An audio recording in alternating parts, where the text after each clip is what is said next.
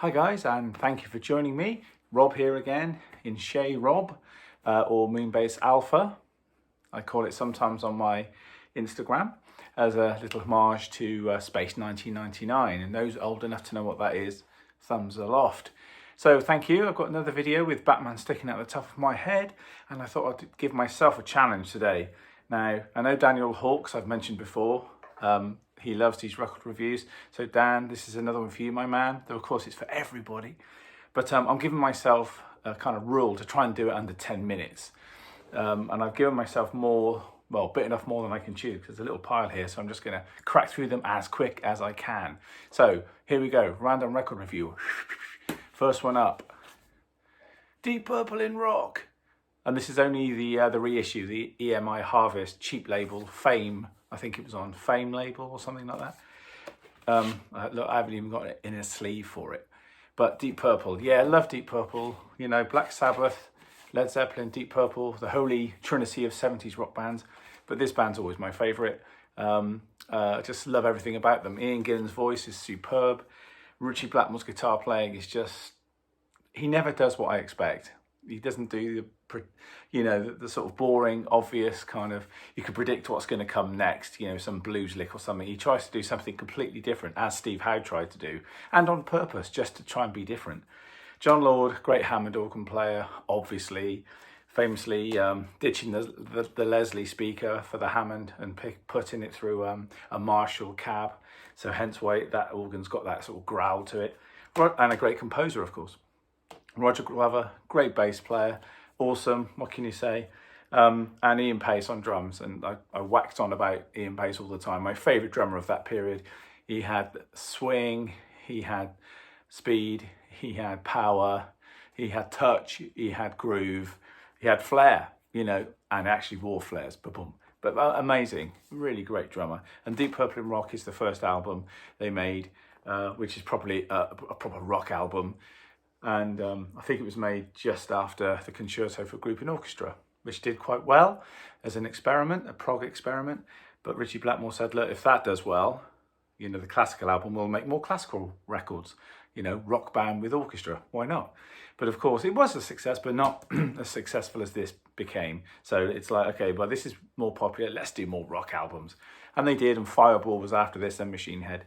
And of course, there's 4 lineups or something of Deep Purple. I like this one. They called this Mark II, I think. The first one is very psychedelic, 60s. The one after this with David Coverdale and Glenn Hughes is more funky. And then there's the one with Tommy Bolin at the end. Great guitarist. He sadly, passed away through various sort of rock and roll lifestyle antics. But anyway, Deep Purple in Rock. Great songs on it. Speed King, a classic. Child in Time. For me, Flight of the Rat is great, though I don't think they ever played it live, I don't think. Living Wreck, Bloodsucker as well. Is another one of my favourites. Just great, and it's a great cover as well. So, Deep Purple in Rock, check it out. Next one up, Devo. Are we not men? We are Devo. I don't think I've done this one before. This is Freedom of Choice. I know I've talked about Devo before. Big influence on me. I love the image. I love the videos. I love the idea of devolution, and you should check out that whole thing, on Wikipedia, or go to their website and follow the story of Devo and, their sort of thoughts on life and the universe and human nature and, all that kind of thing, commerciality and and where we are in the world. Freedom of Choice is probably their biggest album because it's got the track Whip It Good, which was a big single and a great video. And there's just so much humour in this music. It's very intelligent music as well. It's proven a point through, you think, being daft, but it's not. If you think that, the joke's on you. Synth pop, kind of, a new wave, kind of Gary Newman-ish, and early Gary Newman kind of vibes with this. This is 1980, I think. Some other great songs on here. Girl You Want, that was a single, and so was Freedom of Choice, another single. Gates of Steel, I think, could have been a single as well. But it's just a really good album. And if you think, what's all the fuss about? Go and check this one out, because it's a winner. And also check out their first album as well, because that's really good too. So Devo, great stuff. And I love the drumming as well, that sort of machine-like drumming that, what's his name? I need to remember his name. Alan used to play it. Alan Miles, I think it was. He's unfortunately no longer with us. But anyway, there we go. Devo, great album, really cool, absolutely fantastic. This is the next one, Courtney Pine, Journey to the Urge Within. Now, this is from, I want to say 86, spot on 86. Remember buying this in Rival Records, if anybody remembers Rival Records in Bath, in the corridor. I'd seen some BBC Two show, I don't know what it would have been, it wasn't Whistle Test, it was something, and Courtney Pine was on there, and all the young sort of British jazz warriors were on there. It may have been a documentary about Art Blakey, actually. Anyway, these guys were on it, and Julian Joseph and all these great people, you know, Orphy Robinson, Mark Mondesir, Gary Crosby. God, they're all on here. I can read it, can't I? Actually, that's pretty much all of them. That was the band, pretty much.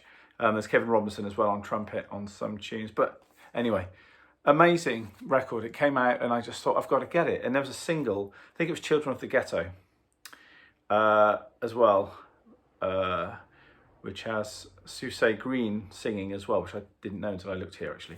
But yeah, that was a single, I think. And I think it actually got on top of the Pops even. But anyway, it was a big sensation. Him and Andy Shepherd and a few of the young sort of British jazzers were really coming through mid-80s, and there was a real interest in jazz again, which was great. Just before the kind of sort of rap and hip-hop stuff started to nick loads of samples from jazz stuff, you know, like Us Three and bands like that, which I love. I mean, that's all great. And Jazzmatazz and all that. It's such a, you know, with Guru, I mean, that was such a cool thing. And this was, you know, part of that sort of, not using the samples or loops, but actually, you know, writing tunes, old school. I think, Dolores is on here, which is a Wayne Shorter tune, and also Peace by Horace Silver, which I wouldn't have heard at that time. I was 16, so I bought this and I wouldn't have known those tunes. It wasn't until later when I got into Miles and Horace Silver and, you know, Sonny Rollins and all the other jazz cats that I realised that some of these tracks were covers. But anyway, great album. Mark Mondesir, or Mondesi, never sure how you say his name, who's been poorly, I think, over the last couple of years. I've sent him a few messages, and I hope he's doing really well now. Great drummer, one of my favourite drummers. I can't begin to tell you the inspiration. I saw him at a 1993, I think it was, or 92, somewhere around there, 94, Zildjian Day. And he was on first, I think, or second. And Dave Weckl was headlining, and then was Peter Erskine, so some really big cats there. And I didn't know who he was, and he came out and he played a blinding set. He played some backing tracks, you know, that he just recorded with the band, but then he did just some very inspired solo stuff, which just blew me away. And I'm not kidding you, I sort of had tears in my eyes, and I've not really had that, you know. Tony Williams has done that to me, Buddy Rich did that when I saw him, Prince has done that, Tony Bennett, God, I'm going to try and think of loads of things now, but you know, very few times in my life is, you know, live of people really kind of got me to that point, and he was one of them. Just an amazing drummer. So if you don't know him, or you don't know this album, check it out. It's brilliant. It's on Island Records as well, I think. This one is one of my father's. I don't know much about this. As my girlfriend would testify, I don't know much about classical music. I know what I like when I hear it, but I wouldn't ever pretend to be an expert on it or try and pass comment on it, because I don't know enough about it. But I know In a Summer Garden by Delius. This was my dad's album, bless his cottons. And it's, you know, I've got plenty of his records here, and also at Mum's place. And I just remember hearing this when I was growing up and loved it, In a Summer Garden. And it was just beautiful, you know. And I've got no idea if this is like owning something like, I don't know, Jazz on a Summer's Day collection or something. You know, I don't know. It could be classical guys might be going, oh, God, really? Oh, that's so obvious. But yeah, again, I'm new to this, so I enjoy delving into the naivete of not knowing much about classical music. And this is just beautiful. The only thing, other few things I know about Delius, he died of syphilis, I think, which rhymes with his name nearly, Delius Syphilis. No, it doesn't. And also Kate Bush wrote a song about him on one of her albums. So, but it's beautiful, really lovely stuff. Right, I'm running out of time, 9 minutes. Gary Newman, Dance. This is from 1981 or 82, after his very ill-fated sort of, I'm retiring from music, 4 nights at Wembley Arena that he sold out. He came back to make this record, more relaxed and a different image. You know, this kind of gangster image is cool. The single on this was slow. She's Got Claws. But there's some really interesting tracks on it, like Slow Car to China, Cry the Clock Said. Lots of, it's not an 808, it's a CR78 or something, one of those Roland drum machines used to be in the backing track of these songs. Different to the Lindrum. I think the Lindrum might be on some of these. But yeah, it's great. He's using some of his touring band, Cedric Sharpley, Paul Gardner on it, but I think also Roger Taylor from Queen plays drums on You Are, I think. But there's some great tracks on it. Boys Like Me, Stories, She's Got Claws, obviously, A Subway Called You, Cry the Clock Said. Just really good album. New look, and I'm slightly over 10 minutes, but I'm going to keep going. But it's a great album. Really love this. It comes with a poster, which I think I've still got. Yes, I have.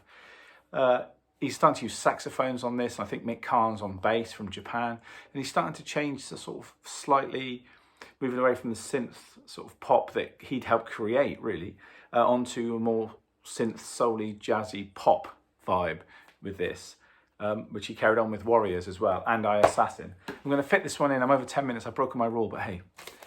Hello, I Must Be Going, Phil Collins. I love this record. It's his second album, and it's the second album about his divorce, so it's quite bitter. Songs like I Don't Care Anymore, Do You Know, Do You Care, It Don't Matter to Me, Through These Walls, you know, like China as well, which doesn't sound that negative, but it's quite heavy hitting lyrically, the whole album, and it's just great. His drumming is superb on it. The band are great, as you would imagine.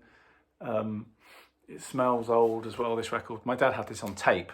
I think it's from 1980-81, and I remember him bringing it home and playing it a lot.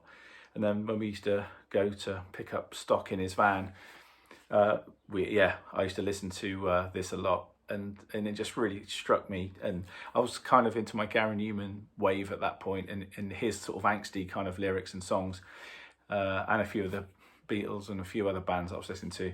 But this really hit a spot, you know, like Do You Know, Do You Care? If you put it on in a minute after you've seen this, man, it's harsh. It's just so striking. It's phenomenal. Great record. Great production on it. Is it Hoop Padgham? I'm not sure. But it's great production on it. And if anyone ever takes the mick out of Phil, I would say, listen, man, great drummer. Check out Brand X. Check out early Genesis. Check out the first two albums. Face Value's great, but I think this is better. And then after this, I think he got remarried, and he made No Jacket Required, which is a much happier album, even though Sussudio is basically a rip-off of Prince's 1999, which it is. Naughty Phil. But yeah, all cool, all good. So there we go. Quick random record review. If you've got some of those and you like them, or if you don't like them, leave some comments down below. Thanks for tuning in. I'm going to do a few more of these because, as I say, people sort of dig it and they quite enjoy it. Not just drummers, but all people who enjoy music. So, as usual, keep supporting, keep liking, keep subscribing, keep sharing. I really appreciate it. Nearly up to 1,000. It's getting there slowly but surely. This has been my... Where are we now? I'm not going to say because I'm not sure what day I'm going to release this. But whatever you're doing, enjoy. And if you're making music, make great music. And I shall see you next time. Thanks for tuning in. Bye.